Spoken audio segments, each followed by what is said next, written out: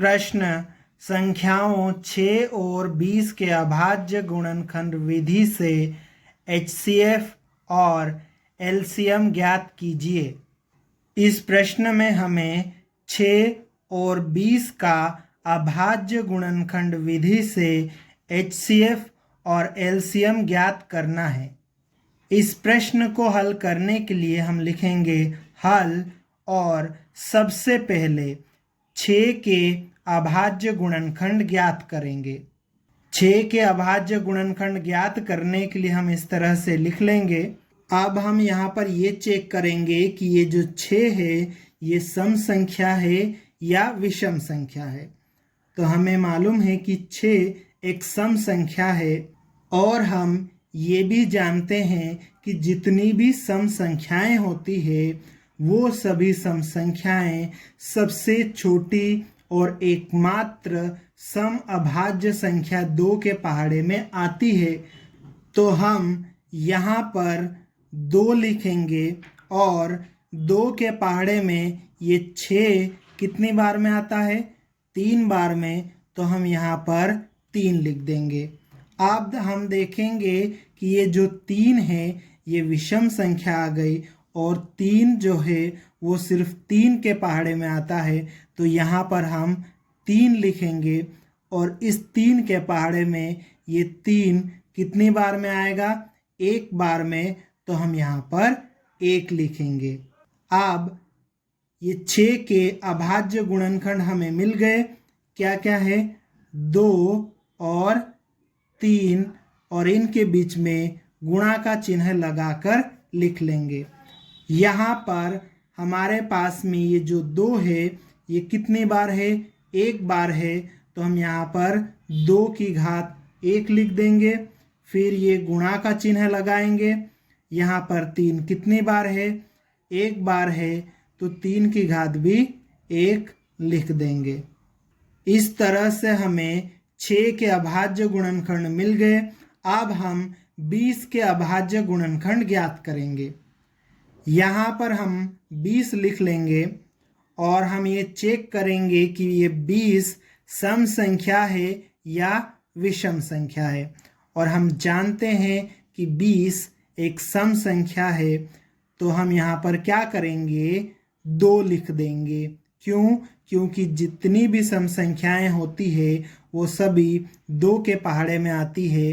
तो हम यहाँ पर 2 लिख लेंगे और 2 के पहाड़े में ये 20 कितनी बार में आएगा? 10 बार में आएगा। तो यहाँ 10 लिख देंगे। अब ये 10 भी सम संख्या है। तो यहाँ पर दोबारा 2 लिखेंगे और 2 के पहाड़े में ये 10 कितनी बार में आता है? 5 बार में। तो यहाँ पर 5 लिख देंगे।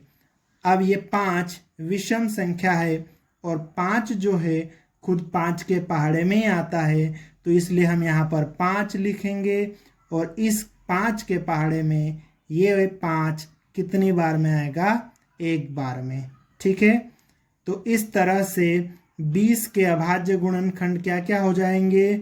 2, 2 और 5। इनके बीच में हम गुणा का चिन्ह लगा देंगे। यहाँ पर देखो 2 कितनी बार आया है? 2 बार। तो यहाँ हम लिख लेंगे 2 की घात 2 गुणित 5 कितनी बार आया है? 1 बार। तो यहाँ पर हम लिख लेंगे 5 की घात 1। इस तरह से हमें 6 और 20 के अभाज्य गुणनखंड मिल गए। अब हम एचसीएफ और एलसीएम ज्ञात करेंगे। पहले हम एचसीएफ निकाल लेते हैं और एचसीएफ निकालने के लिए हम क्या करते हैं कि 6 और 20 इन दोनों का हमें एचसीएफ निकालना है। तो हम क्या करेंगे? 6 और 20 इन दोनों के जो अभाज्य गुणनखंड है उनमें से जो उभयनिष्ठ गुणनखंड होगा उसकी सबसे छोटी घात लेंगे। उभयनिष्ठ गुणनखंड का मतलब होता है कॉमन गुणनखंड, कॉमन फैक्टर। तो यहाँ पर देखो कि 6 और 20 के ये जो अभाज्य गुणनखंड है इसमें उभयनिष्ठ गुणनखंड कौन सा है? कॉमन फैक्टर कौन सा है?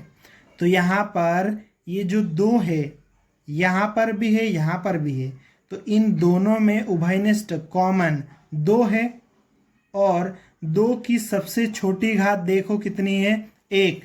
तो 2 की सबसे छोटी घात 1, ये हमारा HCF हो जाएगा। यहाँ पर हमें ये बात याद रखना है कि HCF में हमें जिनका HCF निकालना है उनके उभयनिष्ठ गुणनखंड की सबसे छोटी घात को ही लेना है। ठीक है, जैसे ये 3 और 5, इसको हमने यहाँ पर नहीं लिया क्योंकि ये उभयनिष्ठ नहीं है, कॉमन नहीं है। मतलब ये जो 3 है ये 20 के पास नहीं है, और ये 5 6 के पास नहीं है, और ये 2 दोनों के पास है, और उसमें भी जो सबसे छोटी घात है वो हमारा HCF होगा। ठीक है, अब 2 की घात 1 का मतलब कितना होगा, 2 होगा। इस तरह से 6 और 20 का HCF कितना हो जाएगा, 2। अब हम LCM निकालेंगे। हमें यहाँ पर 6 और 20 का LCM निकालना है, तो हम क्या करेंगे, 6 और 20 के अभाज्य गुणनखंड जो होंगे उन सभी अभाज्य गुणनखंड को लेंगे और अभाज्य गुणनखंड की सबसे बड़ी घात लेंगे।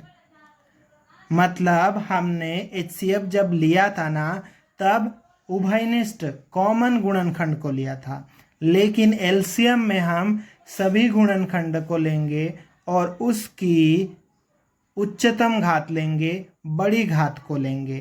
तो यहाँ पर हम देख लेते हैं, ये रहा 6, इसके अभाज्य गुणनखंड देखो 2 और 3 है, और 20 के अभाज्य गुणनखंड 2 और 5 है।